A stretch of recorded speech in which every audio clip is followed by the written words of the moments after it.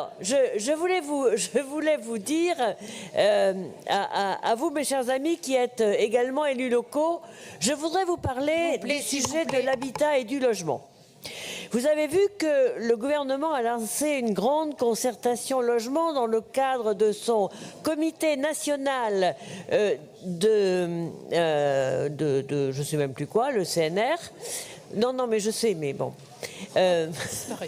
Et donc, pour lequel il y a eu vraiment un très grand nombre de participants qui ont travaillé avec sérieux, assiduité, parce qu'ils ont eu la sincérité de faire 200 propositions, ayant parfaitement conscience de l'indigence dans laquelle était le sujet du logement dans le pays.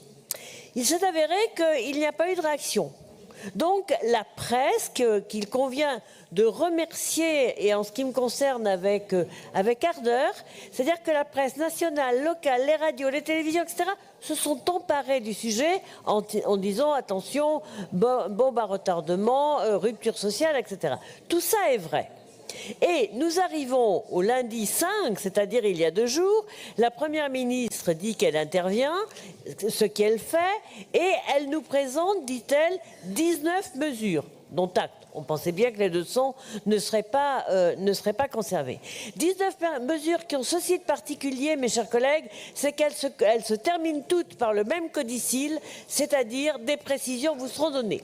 Donc nous sommes davantage vers une orientation que vers des mesures telles qu'elles doivent être présentées. Mais néanmoins, je voudrais vous dire 2 choses.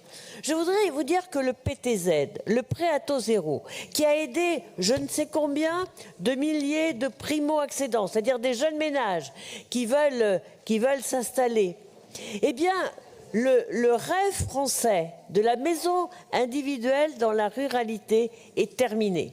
C'est-à-dire que le PTZ ne financera plus que le logement neuf et collectif. Alors je comprends bien les raisons de l'artificialisation des sols et je les partage. Néanmoins, je sais aussi qu'il y a des situations dans lesquelles il aurait été parfaitement acceptable de les voir mises en œuvre.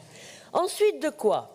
Elle explique qu'il y aura un certain nombre de mesures qui seront liées à ce qu'on appelle des zonages. Alors, des zonages, mes chers amis, vous ne savez certainement pas ce que c'est, mais il n'empêche que... S'il vous plaît.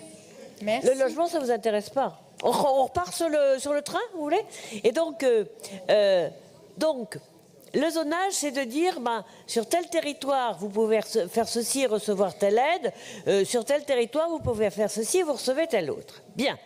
Il se trouve qu'en Nouvelle-Aquitaine, nous devons avoir à peu près 5 zones avec des sous-zones qui existent depuis 14 ans, 18 ans, ou les plus nouvelles depuis à peu près 6 ans.